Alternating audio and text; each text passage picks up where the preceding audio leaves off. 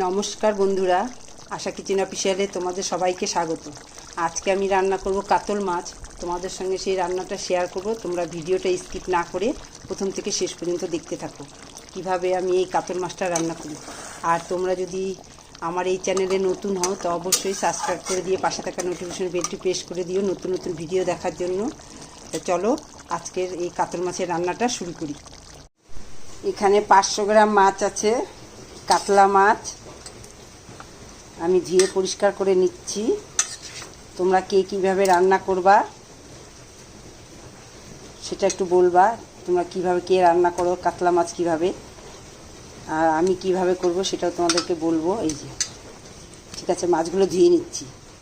মাছ আমি আগে ধুয়েই নুন হলুদ মেখে রেখে দিয়েছি। 1 ঘন্টা আগে নুন হলুদ মেখে রাখলে মাছটা ভাজতে ভালো হয়, মানে মাছের নুন হলুদটা ভেতরে ঢোকে। তা এখন আমি এখানে আমি নিয়ে নিয়েছি 5টা কাঁচা লঙ্কা, 5টা শুকনো লঙ্কা। শুকনো লঙ্কা আপনারা চাইলে নাও নিতে পারেন। 1 চামচ, এই চামচ দিয়ে 1 চামচ ধনে, 1 চামচ জিরে, 1 চামচ কালো সর্ষা আর আদা, আর 1 চামচ সাদা সর্ষা বেটে নিচ্ছি। এবার আমি দেখাচ্ছি, এখানে আছে 2টো টমেটো, 2টো মাঝারি সাইজের পেঁয়াজ আর 2-3 কোয়া রসুন। সব আমি শিলনোড়াতে বেটে নিচ্ছি। কড়াই বেশ ভালো গরম হয়ে গেছে, সরষের তেল দিচ্ছি। আমি একটা করে মাছ দিয়ে দিচ্ছি। তেলটা কেমন হয়ে গেল বুঝতে পারলাম না। আমি তো মিল থেকে প্রত্যেকবারই তেল আনি, এমন তো হয় না। মাছটা ভাজা হয়ে যাচ্ছে কিন্তু তেলটা কেমন হয়ে গেল। এই মাছটা দিলাম, এখন আর তেলটা ফেনা উঠছে না। মাছ ভাজা হয়ে গেল। দিয়ে দিচ্ছি একটা তেজপাতা আর একটু জিরা, 2টো শুকনো লঙ্কা।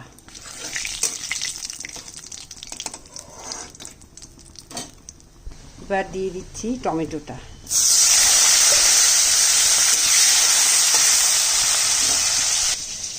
এখানে পেঁয়াজ, রসুন, আদা, ধনে, জিরা, সর্ষা 2 রকমের, আর দিয়ে দিচ্ছি 1 চামচ হলুদ, আর দিয়ে দিচ্ছি তেল, সর্ষার তেল। দিয়ে দিচ্ছি সামান্য চিনি, কেউ না চাইলে দেবে না, আমি সামান্য দিলাম। মেখে নিতে হবে সুন্দর করে। এবার দিয়ে দেব ধনে পাতা কুচি।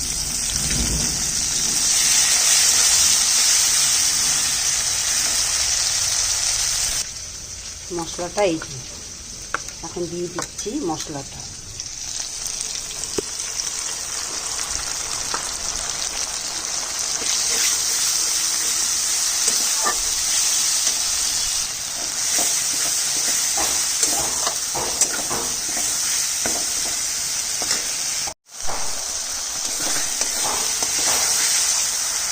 দিয়ে দিচ্ছি কাশ্মীরি লঙ্কার গুঁড়ো 1 টেবিল চামচ।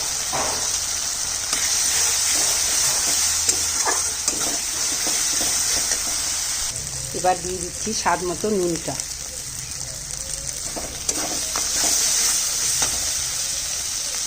জল দিয়ে দিচ্ছি। মশলার বাটিটা ধুয়ে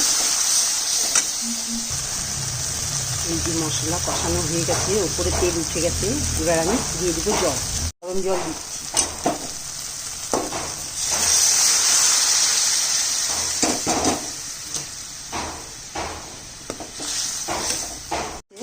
মাছগুলো দিয়ে দিচ্ছি।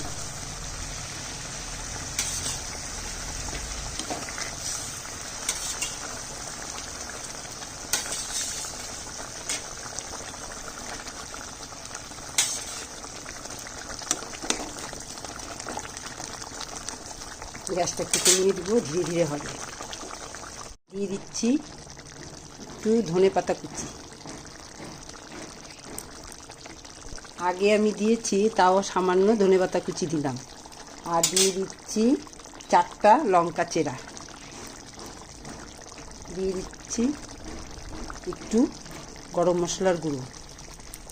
তা আমার রান্না রেডি। আমি একটু 2 মিনিটের জন্য রান্নাটা তরকারিটা ঢেকে রাখবো। তোমাদের যদি আমার এই রান্নাটা পছন্দ হয় তো অবশ্যই একটা লাইক, একটা শেয়ার, একটা কমেন্ট করো। আর তোমরা কে কীভাবে রান্না করো অবশ্যই বলো। তো আজকের মতো আমার রান্না এখানেই শেষ। টাটা।